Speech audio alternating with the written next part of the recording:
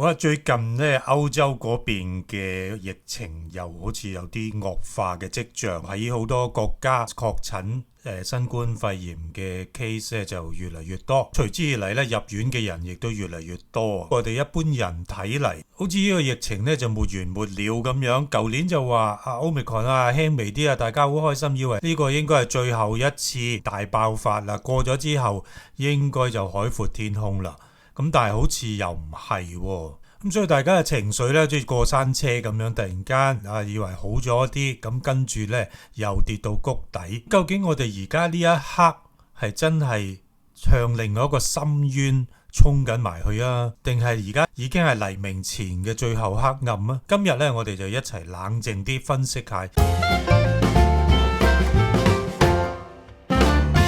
歐洲嘅情況變差，主要嘅原因都係因為 Omicron BA2 病毒引起嘅。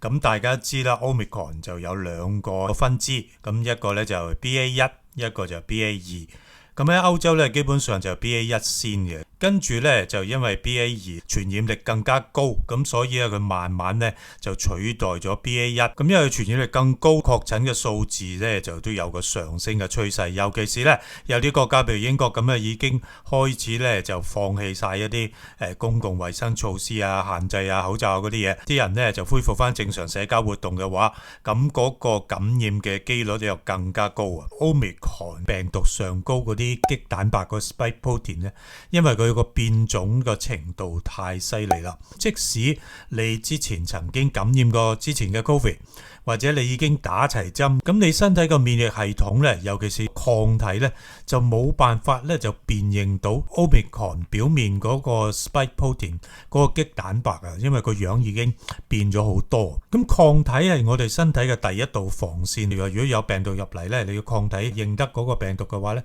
咁佢就會捉住佢，咁阻止佢入嚟咁樣啦。咁如果佢已經變咗種，抗體就認唔到新嘅病毒，咁個病毒咧咪長驅直入咯，咁佢就開始感染你啦。呢兩個藍色嘅咧，呢個就係 Delta 嘅棘蛋白啦，呢個就 Omicron 嘅棘蛋白啦。變化嘅地方咧就係呢個地方，咁呢個地方病毒咧就靠呢個棘蛋白嘅呢一部分咧就黐落人體細胞嗰度，令到病毒入咗我哋身體開始感染嘅。Delta 病毒嘅呢部分咧就係啲綠色呢點點，到 Omicron 咧就全部咧就變晒啲紅色點咁樣。咁呢個變化太大，即使你之前感染過病毒或者你已經打齊針咧，你個抗體咧淨係認得 Delta 嘅 spike protein 嘅呢部分嘅啫。咁 Omicron 嘅呢部分結構已經變咗啦，咁你嘅抗體咧基本上就認唔到佢。咁所以 Omicron 病毒咧就長驅直入。即係我哋嘅免疫系統咧就唔係淨係得一重防線，即係唔係淨係得抗體嘅啫。咁我哋咧有嗰啲細胞免疫系統啊，即係我哋嘅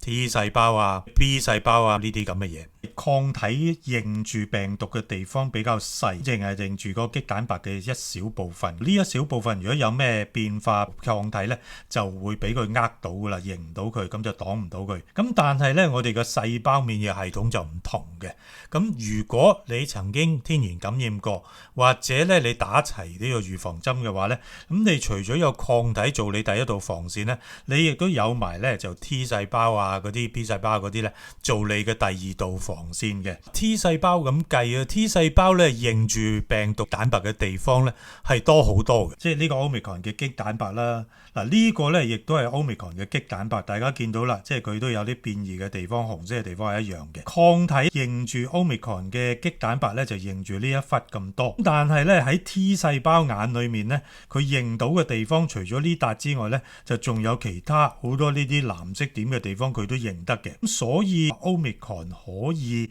突破到抗體嘅第一道防線，但係佢要突破 T 細胞就非常之難啦，因為 T 細胞咧就認住病毒嘅棘蛋白好多地方嘅，點樣變到佢冇可能全部變晒噶嘛，咁所以佢只能夠變一部分，咁但係其他地方基本上嘅結構咧都係保留翻嘅。 T 細胞仍然咧都係化咗灰都認得佢嘅，咁所以如果你係天然感染過，或者咧你已經打咗針打齊針嘅嘅話咧，咁你感染 Omicron 咧就真係重症嘅機會就好低，因為咧就係 T 細胞就係會保護住你。當病毒突破咗第一道防線嘅抗體入咗我哋身體，嘗試去感染破壞我哋嘅身體，引起重症嘅時候， T 細胞就會入嚟干涉啦。佢比起我哋嘅抗體認住病毒嘅能力高好多，咁佢即刻就認到呢個病毒係有問題嘅，咁就出嚟咧就將嗰啲感染咗病毒嘅細胞打死佢，消滅佢，所以咧就冇辦法引起重症啦。當我呢一道防線就係抗體嘅防線啦，即係就等於好似一塊芝士咁樣啦，好似瑞士芝士咁樣啦，上高好多窿嘅。呢個第一道防線咧，尤其是遇到 Omicron 之後咧，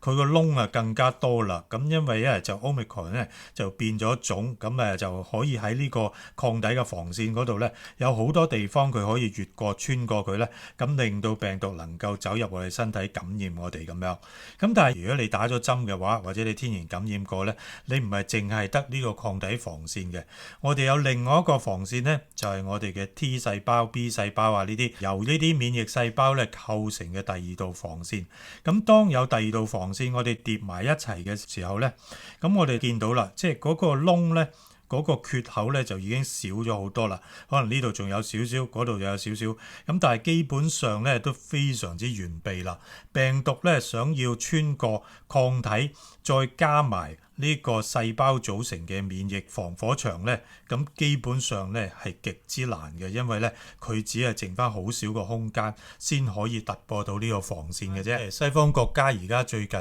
疫情咧有啲反覆，個 case 咧就多咗，主要都係感染嘅數字多咗啦。咁當然感染嘅數字多，一定咧就緊隨住咧入院嘅人咧都會多咗，因為太多呢啲咁嘅 Omicron case 啊。佢入院嘅人咧就好多時可能佢係盲腸炎嘅，咁但係佢咁啱咧又有埋 Covid， 咁佢入院咧就唔係因為 Covid， 佢係入院之後先發覺有 Covid， 或者入院嘅時候咧同時發覺有 Covid 咁解。因為 Omicron 入院嘅人咧就留院嘅時間比起之前譬如 Delta 啊其他變種病毒係比較短，重症嘅機會少，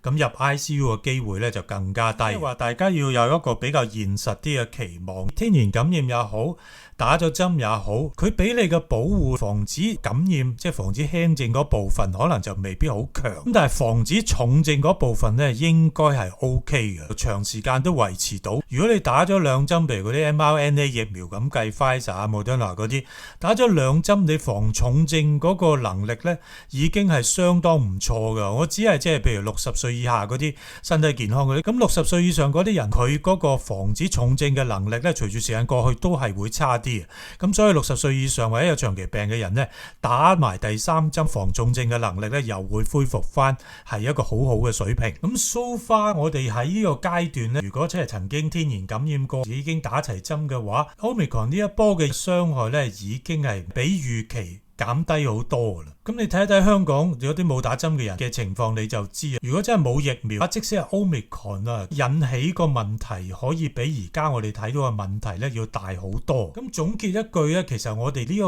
階段，我哋就係由一個大爆發嗰種咁嘅情況，慢慢轉變成新冠肺炎，變成一種風土病，正正喺呢個轉型期之間啊。咁呢個轉型期裏面咧，一定有好多起起伏伏嘅。咁可能有陣時突然間有好多人感染咗，咁或者咧有新嘅病毒咧就變種出嚟，唔好期望呢個疫情好似一撳個掣聽日就冇事咁樣完結咯。咁有陣時我哋又好驚啊，有陣時又好擔心啊，有陣時咧又有啲好消息，慢慢大家就冇再有興趣話而家再有咩新變種啊，或者而家嘅 case 有幾多呢啲咁嘅咩病毒啊、變種啊、抗體啊，再一次咧就變翻淨係專家先會有興趣嘅題目。慢慢呢個 channel 嘅點擊率咧越嚟越低，或者我都要轉行要做棟篤笑嘅話咧，咁個疫情咧就真正過去啦。一定要懷住咁嘅信念，總有咁嘅一日嘅。好，今日講到呢度先，多謝大家，請你留言、